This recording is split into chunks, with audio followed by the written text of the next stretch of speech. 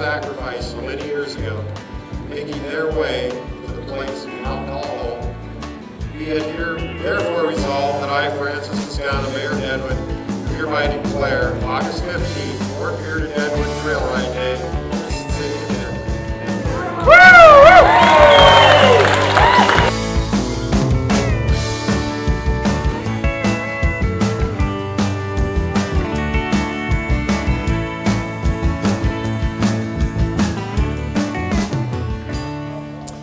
Wow, what a treat that was. We got to experience what it was like to actually ride in a stagecoach into Deadwood just like they did 100 years ago. They were probably dressed a little differently though. I'm with Ron, who's the manager of the Days of 76 Museum and Campground. But before we talk about that, what did we just experience? That was incredible. Well, what you just experienced was the wagon train coming in after 17 days on the trail, 200 and some miles coming from Fort Pier, South Dakota, all the way to Deadwood, South Dakota. A lot of people said it was a life-changing experience, you know, something that they are glad they did.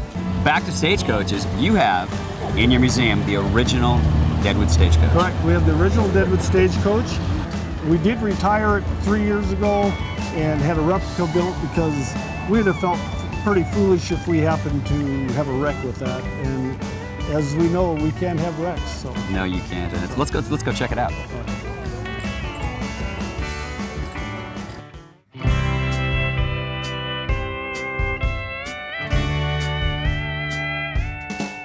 Okay, John, here we have the original Deadwood stagecoach. There was pretty rough and tumble times back then. We have some bullet holes through here that along the route. So where did this go from? Where was the main trek?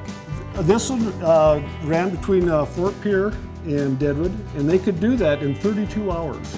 Oh, that's nice. It took us 17 days to come across. Now, I saw a stagecoach over here that caught my eye. What's this one all about? This is actually a Landau. This is 1890. This would have been somebody with a little bit of money, a little prestige. It's fancy. Very fancy. It's very, very well built. The leather seats. Leather seats. Give her a shot. Wow. It's pretty sturdy. I have a new Dodge truck that's not that tight. That's nice. Lots of guns here. There's got to be one that's more famous than the others, right? Well, we have a very nice one over here. It's a 1866 Winchester 44. It was given to Mike Russell. Mike owned the Buffalo Bar here in Deadwood, and he helped finance Buffalo Bill's Wild West show, so it was given to him by Buffalo Bill Cody. We have this is the Don Clauser collection. Don was a local historian, had the trading post in Deadwood here, and had as I was growing up, all this stuff was in his trading post on the walls in there. And eventually sold his building, and he'd always been a strong supporter of our rodeos, so we contacted him and said, Don, we'd love to have your stuff back in town and we'd give you space. So he brought it back in, and this is pretty much how Don assembled it, and he passed away about 4 years ago. Here's that picture, John.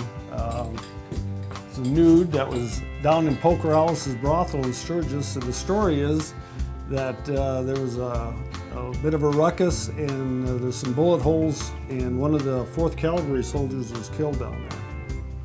This is so different than the other museums we've seen. I mean, this Yeah, is it's a sort of different like- piece of Deadwood's history. Yep, and it kind of shows, and then it's almost like being in your grandmother's attic. You're pretty close to the pieces. We are in the middle of a capital campaign right now. We hope to build a new museum because as you look around in here, this was built in the 1970s. It was a pole barn, basically to house our wagons and carriages, stagecoaches and stuff. And it evolved, but it's not very friendly to the items in the collection. You know, it's tough to have a humidity control and to keep the chipmunks and stuff out. So how do our viewers get more information about the museum? Days76.com or days76.org, and we have a website out there. You can click on. There's a link to our museums from there, and we sure appreciate any comments or other things you guys want to talk about. Well, my comment is thumbs up. Ron, thanks so much. Thank you. Really appreciate it.